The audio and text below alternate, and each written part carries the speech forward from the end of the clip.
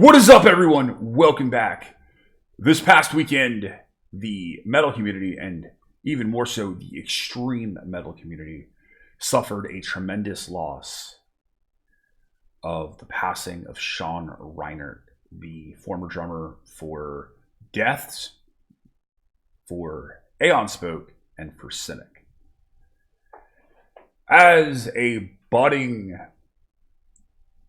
still developing metalhead in the early 90s, the release of Death's Human record in 1991 was a revelation, and it completely changed my life forever as a metalhead and a budding musician. And for a lot of that was down to Sean Reinert. When Chuck put together the Human lineup to record the record, he grabbed some absolutely stellar world-class musicians. Paul Masvidal on guitar, Steve DiGiorgio from Sadis on bass, who would wind up collaborating several more times with Chuck. And the man has just got an incredibly well documented list of bands that he's played for. Absolutely one of the best bass players I've ever heard. And Sean Reinert. That record, Human, took extreme metal to a new place. Certainly influenced technical death metal and all sorts of different styles, and it showed drummers what was possible inside of a death metal context or an extreme metal context. That you could play with this swing and this jazzy feel and still maintain your identity as a drummer while still playing these technical, complicated passages over these furious riffs and these tempo changes and the shifts. And his drumming was so musical, and his passages and his patterns were almost hummable. He just had this incredible swing and feel and movement to everything he played, even if he was blasting away at really fast speeds, or he was throwing a tom pattern up, or using cymbals for creative accents in different ways that you would normally expect to hear in other styles of music, not metal. Human was just a monumental record. As a new bass player, that's the kind of drumming that I always heard in my head when I started playing extreme metal. As a budding guitar player, when I started writing riffs, that was the idea I had in mind. I wanted to hear drum work like that. It just solidified this different feel, and his playing stands out. And you could read the different things that people have posted up from so many incredible world-class musicians in the aftermath of his passing.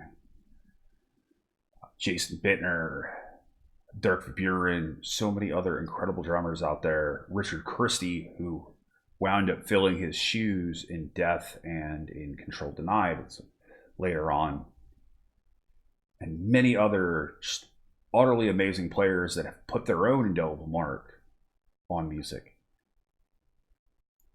But he's just an amazing player. He pushed drumming in a death metal and an extreme metal context to ways that just weren't there previously. His diversity showed with the Cynic records. Focus, when it came out in 93, was also an utterly mind-blowing record for me. Again, taking extreme metal and pushing it into different avenues and showing that you can blend all of these different elements together and make an incredibly outstanding extreme metal record. Work with Aeon Spoke, and just kept at the top of his game and kept being an amazing drummer that people just wanted to watch and witness and experience. And on top of that, just an amazing human being. The few times I've had a chance to interact with him over the course of my lifetime, mainly at Cynic shows, just an incredibly wonderful human being, very warm, very caring, and just a joy to be around and an absolute treat to watch behind the kit on his craft. Having had a chance to witness side stage once, man, the guy's just, he was amazing. He was utterly incredible. And his influence on extreme metal drumming is felt so strongly even today with so many players out there. So it is a terrible loss. I highly, highly recommend, if you're just going to check out 2 records to hear what I'm talking about, go out and listen to Human by Death and listen to Focus by Cynic. Because those records, especially for the time, keep in mind that Human was released in 1991, that Focus was released in 1993. Those performances, those records really were catalysts that inspired legions of other bands to do similar things. And that was certainly the springboard for Death to go even further and further, albeit with different lineups. So his loss is a really tough one. And it's truly sad that we lose him 19 years after the loss of Chuck Schuldiner. So hopefully they're up together, reconnecting and jamming wherever they happen to be in another realm. But thankfully, music lives on. Music is timeless. And we can continue to listen to and admire and respect and draw influence from the work that he's done and the gifts that he's given to us as musicians, as fans, as critics, and continue to push forward, because the man truly loved music so much. So my massive condolences to the former band members that he's played with, to his husband, who had to attempt CPR to attempt to resuscitate Sean. And I hope and I wish the best for the healing process for all of you, for all the fans out there.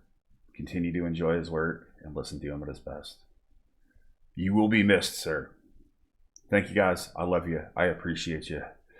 Thank you to my law enforcement, military, veterans, and first responders for what you guys do every day. As always, you have been awesome. I have been Baldman. I will see you in the next one. Be excellent to each other and keep it bang.